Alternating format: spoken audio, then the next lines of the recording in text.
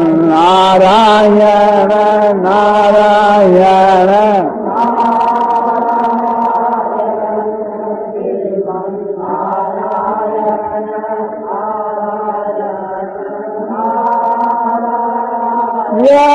रामचंद्र की मार भक्तवंशी। तो वैराग की बड़ी भारी आवश्यकता है।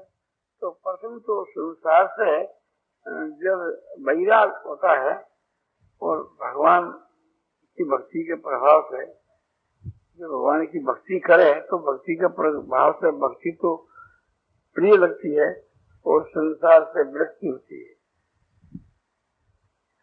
तो तुलसीदास जी कह रहे हैं कि तुलसी हरि की भक्ति में ये पांच चूर्ण सुहाग जिसे भोग निद्रा होती पर जगत प्रीति बहुभाग।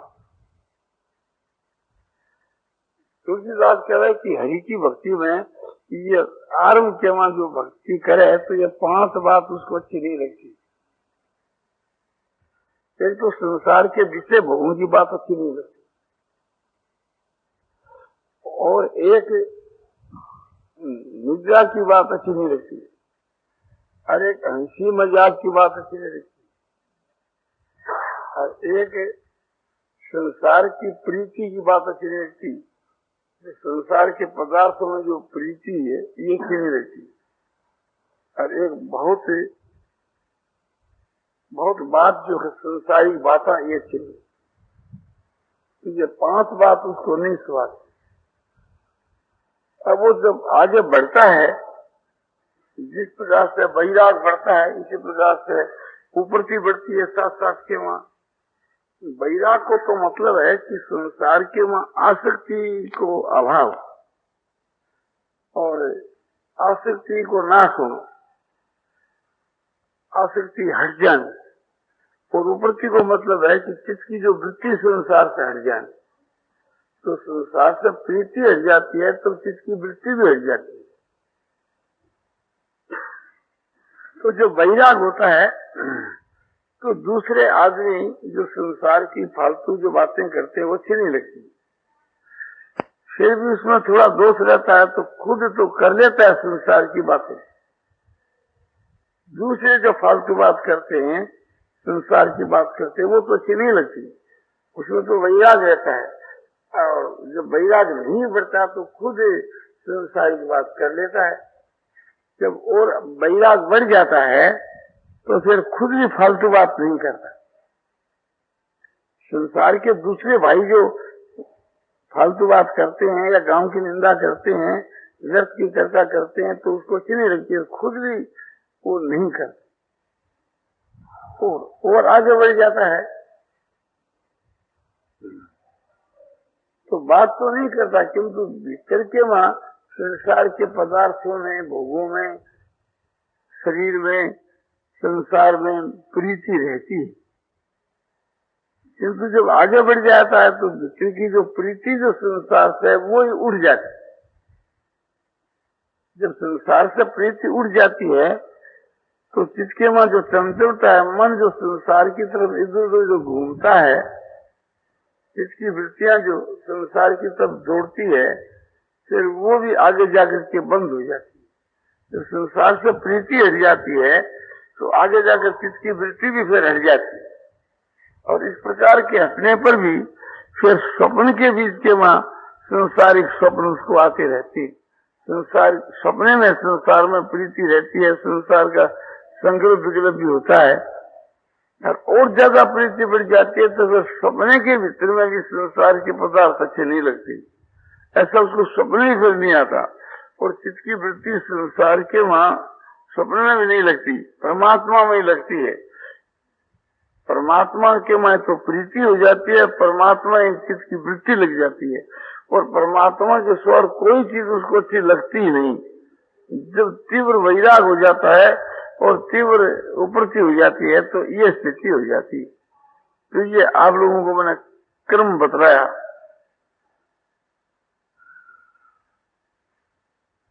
अब दूसरी बात बतलाई जाती है कि भगवान के मिलने की जब तीव्र इच्छा हो जाती है तो भगवान मिल जाते हैं। अभी तो संसार के बीच के माँ समझो कि संसार के पदार्थों की इच्छा है और साथ में भगवान की भी इच्छा है। तो आरंभ के माँ भगवान की इच्छा तो गौण रहती है और संसार के पदार्थों के मिलने की इच्छा उसको तीव्र रहती है। जब आगे बढ़ जाता है, भगवान के तत्व रस को समझ जाता है, भगवान के गुण प्रभाव को समझ जाता है, तो फिर भगवान की तरफ तो प्रीति अपने बढ़ती जाती है, संसार की तरफ से प्रीति हटती जाती है। तो आगे जाकर दोनों में समान प्रीति हो जाती है, भगवान में भी प्रीति, संसार में भी प्रीति। इसलिए संसार की भी पूर्णा होती है, भगवान की भी पूर्णा होती है। उसकी जो प्रीति है तो संसार में भी है, भगवान में भी है, दोनों के माँ है। कभी संसार की बात होती है, संसार में प्रीति हो जाती है, भगवान की बात होती है, भगवान में प्रीति हो जाती है। दोनों काम साथ में चलती है। इसलिए चलते चलते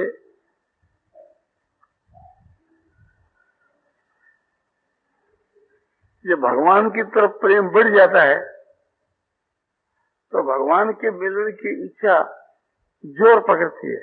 तो भगवान के मिलने की इच्छा तो प्रधान हो जाती है और संसार के पदार्थों की इच्छा कम हो जाती है। संसार के वहां प्रीति भी कम हो जाती है और संसार के वहां भोगों की इच्छा भी कम हो जाती है। शरीर के आराम है, भोग है, रुपया है, ये संसार के पदार्थ है, इनकी तरफ में प्रीति कम होने से इच्छा भी कम हो जाती है और इसकी समृद्धि भी कम हो जाती है। तो इससे किसी वृत्तियां हटी हुई सी रहती और भगवान की तरफ जिसकी वृत्तियां मुख्य हो जाती है, भगवान के मिलने की इच्छा मुख्य हो जाती है, भगवान के मिलने की इच्छा, भगवान में प्रीति, ये सब अपने बढ़ जाती है। संसार के मामूली रहती, फिर और आगे जाकर के बढ़ जाता है तो फिर संसार में प्रीति रहती ही नहीं और संसार की तरफ वृत्ति जाती ही नहीं। संसार के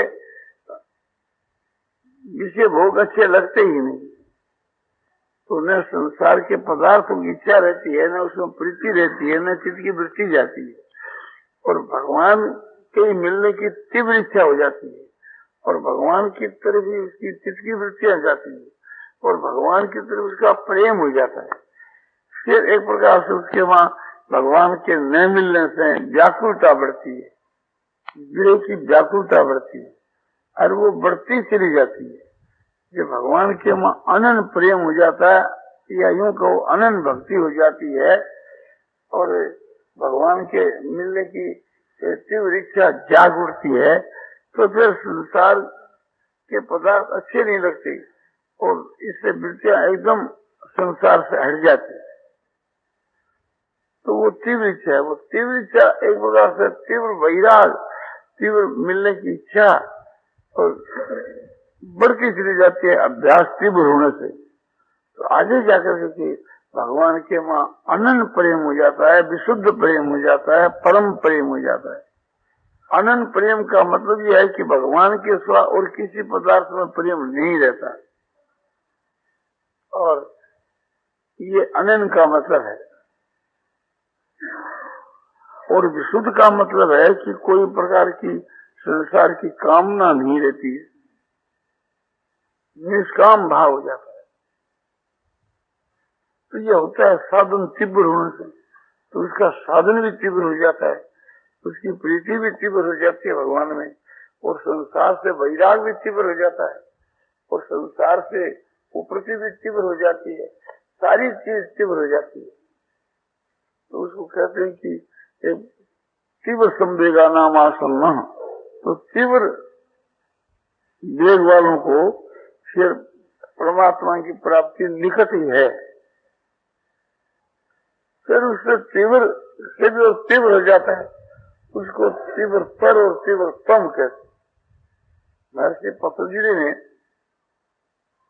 कि मृदु मध्य अधिमात्रा तत्व भी विशेष है, ये सूत्र है कि तीव्र को लिया मृदु मात्रा और तीव्र तर को लिया मध्य मात्रा और तीव्रतम को लिया अधिमात्रा।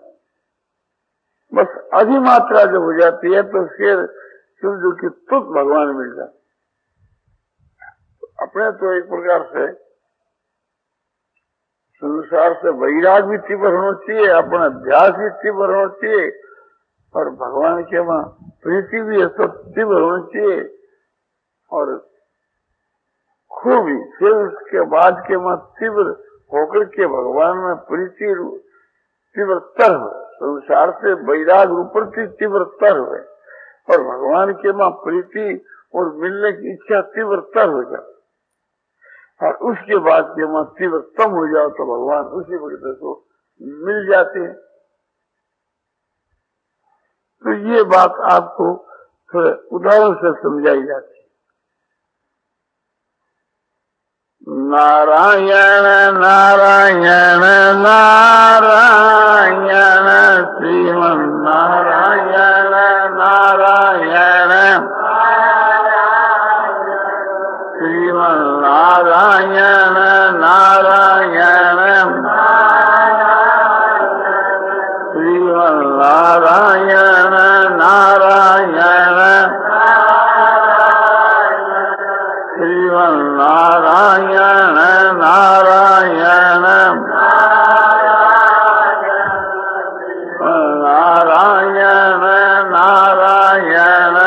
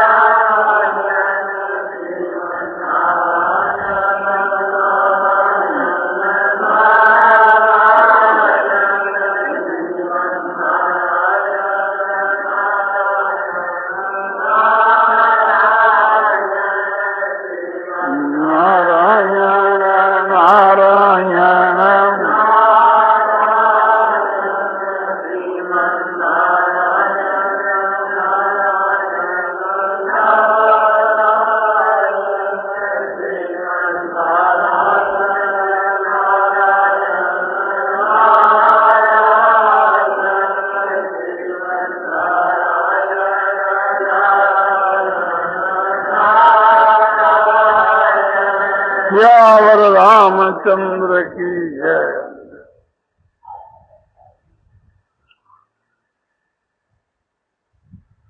तो भगवान के विषय में हम लोगों का ध्यान लगाना चाहिए, ये साधन है।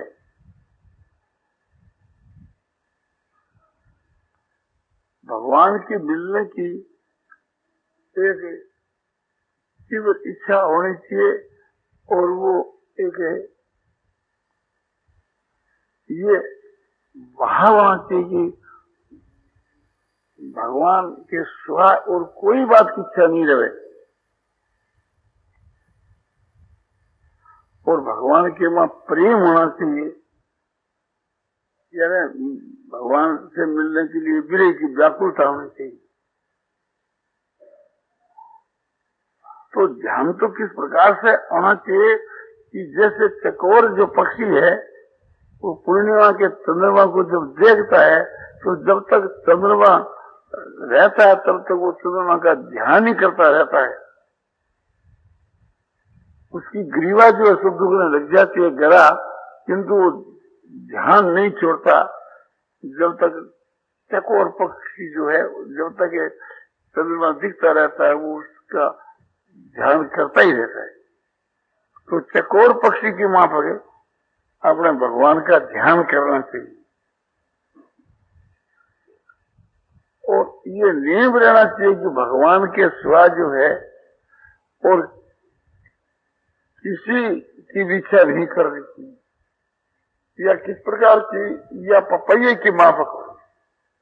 पपैया जो है चातक जिसको कहते हैं, वो आकाश से जो वर्षा बरसती है उसी को वो ग्रहण करता है। जमीन के वहां यदि गंगा जल भी रहता है तो उसके काम करने वो नहीं छूटा। तो उसका नियम है कि आकाश से जल बरसे उसी को लेना, भूमि पर पड़े हुए जल को नहीं पीना, और वो पी भी नहीं सकता बतलाया जाता है, उसके गले में छेद रहता है, वो भूमि का जो पेड़ तो उसके गले के छेद मांगर निकल जाता है, पेट में नहीं जाता। वो जब चांद को ऊपर की तरफ में करता है और वर्षा से बूंदे बरसती है, वो उसके सीधी अपने पेट में जाती है। तो इस वास्ते चातक का यह नियम है कि आकाश से जो बरसे जल उसको ही पीना और भूमि का जल नहीं पीना। तो इस प्रकार से अपने नियम रहना चाहिए कि भगवान के सिवा और कोई चीज के मिलने की इच्छा नहीं करनी। संसार का जो पदार्थ है इनके मिलने की कभी इच्छा करे ही नहीं, केवल भगवान के मिलने की इच्छा करे। जैसे चातक जो है वो आपने भूमि के जल की इच्छा नहीं कर, और वीर में ऐसा व्याकुल है कि जैसे मच्छी व्याकुल हो जाती है तो वो तड़प करके प्राण ही दे देती, जीती नहीं। ऐसे भगवान के बिना अपना जीना ही सब व्यर्थ है। इस प्रकार से थी अपने चित्त के मां वीर की व्याकुलता होनी चाहिए।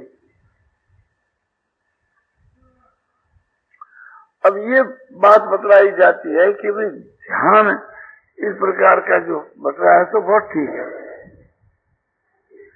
तो ध्यान के विषय में ये जो उदाहरण दिया चकोर पक्षी का तो ठीक है, किंतु मनुष्यों के बीच के वहां एक प्रकार से ये बात बताई जाओ तो किस प्रकार से ध्यान परमात्मा करना चाहिए। जैसे सीता जी ने एक प्रकार से भगवान राम का ध्यान किया, राम का जब ध्यान करती थी तो भगवान उसके सन्मुख रहते थे तो वो भगवान को देखती रहती थी। जैसे चकोर पक्षी चंद्रमा को देखता ही रहता है, ऐसे सीता जी जो है सो भगवान को देखती रहती थी। जब सीता जी वन में गई है तो उसके पहले भगवान को यही बात कही है कि जैसे आपने चकोर पक्षी आपने समझो कि चंद्रमा को देखता रहता है, ऐसे आपके चकोर पक्षी की माफक आपके मुख चंद्र को मैं देखती रहूंगी, तो क्या फिर उस समय में मुझको कोई दुख होगा? मेरा दुख पास में नहीं आ सकता। इस प्रकार से भगवान के मुखारविंद को हम मन से देखते रहे, मन रूपी नेत्रों से। भगवान का जो मुखारविंद है वो चंद्रमा के समान और हमारा मन है वो चकोर पक्षी के समान। दूसरी बात यह है कि भंवर जिस प्रकार से पुष्प के ऊपर गमराता है और वहाँ पुष्प पर बैठ करके और अमृत का पान करता है, इस प्रकार से भगवान जिस समय में मिलते हैं तो भक्त अपने नेत्रों को भगवान के मुखार बिंद के ऊपर स्थिर कर देता है। जैसे भंवरा उड़ता हुआ और कमल के पुष्प पर बैठ जाता है, तो कमल के पुष्प की जो तो भगवान का मुखार बिंद हुआ और भंवर की जो अपने नेत्र हुए, और जब भगवान जब तक नहीं मिलते तो वहाँ हमारा जो मन है उसको अपने ध्यानावस्था के वहाँ भगवान के मुख के ऊपर आपने बढ़ा देना चाहिए।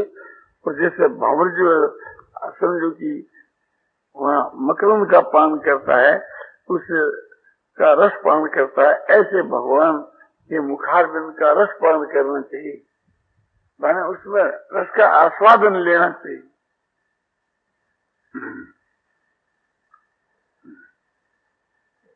तो इस प्रकार का ध्यान और साधकों में किसने किया कि जैसे ध्रुव जी महाराज ने भगवान का जो चतुर्भुज जो स्वरूप है उसका ऐसा ध्यान किया कि एकदम उसमें तन्मय हो गए। और जैसे भगवान श्री राम का ध्यान किया सुतीक्ष्ण जी भगवान के राम के ध्यान में ऐसे मस्त हो गए कि एक प्रकार से वह रास्ता में बैठ गए और उनके शरीर में रोमांच उठी। तो इसी प्रकार से हम लोगों को भगवान का ध्यान करना चाहिए सुतीक्ष्ण के समान, ध्रुव के समान।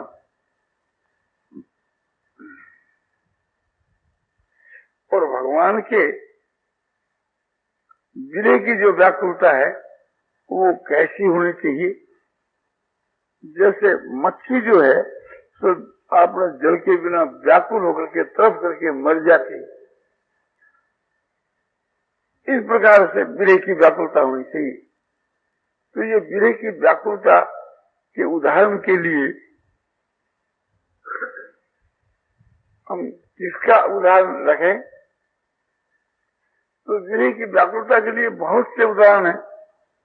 जैसे भरतजी महाराज के हृदय में विरह की व्याकुलता हुई, भगवान राम के लिए इतने व्याकुल हुए कि भगवान पूछने में विलम्ब करते तो उसके प्राण तो आपने चले जाते।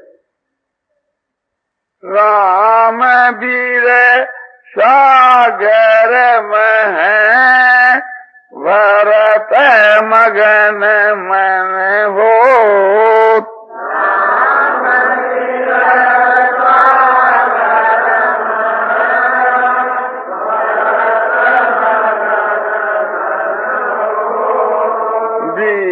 प्ररूप धरि पवन सुत आए गए जीवी पोत।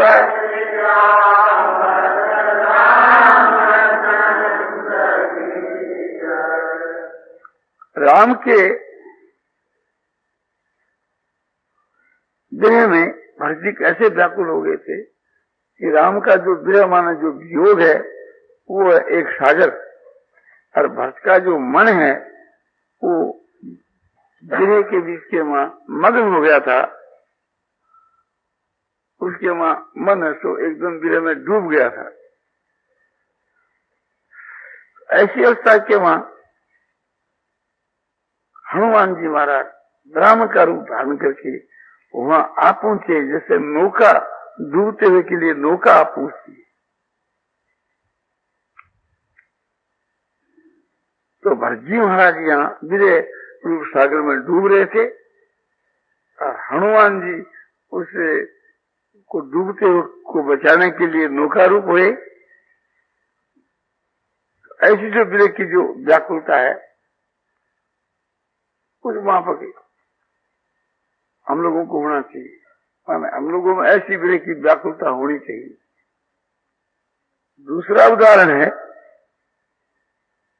कि रुक्मिणी को जब शिशुपाल बनाने के लिए आया है तो उस वक्त के बीच के वहां वो बहुत ही व्याकुल हुई भगवान श्री कृष्ण जी के लिए,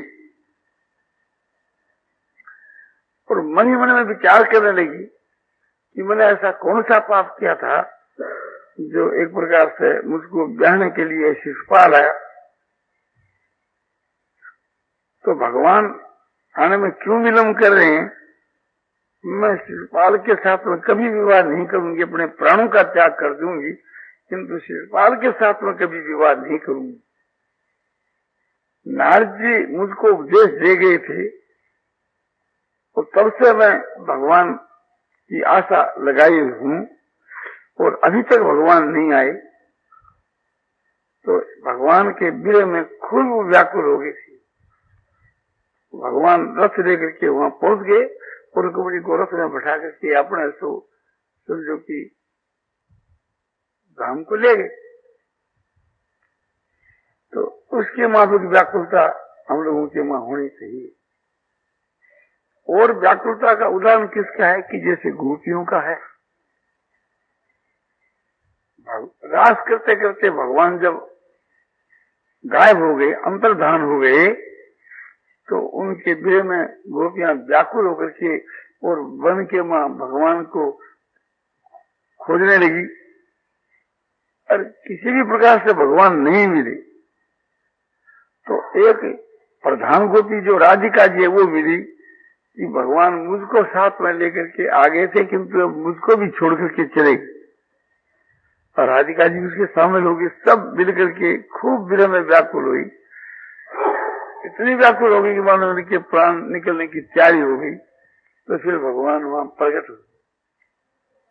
तो जिस तरह से वहां प्राण जाने की तैयारी हो जाती है विरह की व्याकुलता के कारण, तो फिर भगवान प्रकट हो जाते। तो ऐसी व्याकुलता होनी चाहिए जैसे गोपियों की भगवान के लिए व्याकुलता हो गई थी। यदि कि गोपियां जो है वो तो एक प्रकार से भगवान को देख चुकी थी, और भरतजी महाराज भी भगवान को देख चुके थे, तो उनमें व्याकुलता होनी कोई बड़ी बात नहीं। हम लोगों को तो कोई भगवान के दर्शन हुए नहीं कि भगवान कैसे है। ठीक है, रुक्मिणी जी को तो समझो कि जो व्याकुलता हुई तो बिना देखे ही हुई। नारद जी के उपदेश के ऊपर नारद जी ने उनकी महिमा गाई, उनके गुण प्रभाव की बातें कही, उसको सुन करके ही उसके वहां ऐसा भाव हो गया। तो हम लोगों को अपने भगवान के गुण प्रभाव तत्व रहस्य की बातें सुननी चाहिए और सुन करके रुक्मिणी की मां को व्याकुल होना चाहिए। तो बिना देखी हुई चीज के लिए भी तो मनुष्य व्याकुल हो सकता है, जैसे रुक्मिणी जी हो गई। तो खूब व्याकुलता बढ़ानी चाहिए।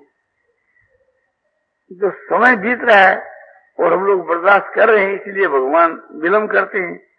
और भगवान के बिना हम संसार के वहां इतने व्याकुल हो जाओ कि हमारे प्राण छटपटाने लगे, हम जी नहीं सके, तो भगवान को बाध्य होकर के उसी वक्त ही आना पड़े। मच्छी जो है सो तड़पड़ाती है तो जल तो नहीं आता, बोलो जल तो जड़ है, पर भगवान जड़ तो नहीं है, चेतन है। भगवान कैसे बर्दाश्त कर सके? जो व्याकुलता भक्त में होती है उसी प्रकार से भगवान के वहां भी व्याकुलता होती है, तो भगवान रह नहीं सकते। भक्त तो भगवान के पास नहीं जा सकता, किंतु भगवान तो भक्त के पास आ सकते हैं। तो ऐसी व्याकुलता होनी। तो भगवान के ध्यान की बात कही, व्याकुलता की बात कही, और नेम होना चाहिए पपैये की माफक कि भगवान के स्वा और कोई चीज की इच्छा नहीं रखनी चाहिए। तो बोले इसके वहां मनुष्यों का उदाहरण, बोले मनुष्यों के लिए जैसे पतिव्रता स्त्री एक पति की इच्छा रखती है और पति के स्वर कोई चीज की इच्छा नहीं रखती, कोई भी बात की इच्छा नहीं रखती, एकदम उनका पति में भाव होता है।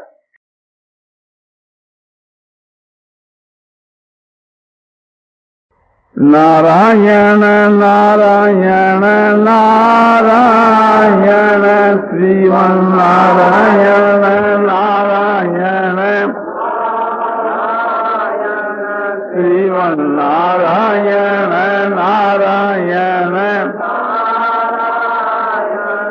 श्रीमन नारायण नारायण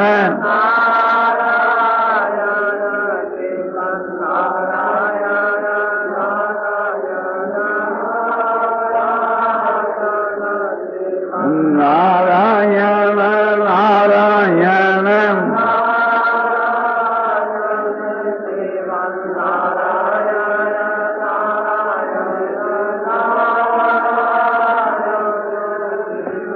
नारायण नारायण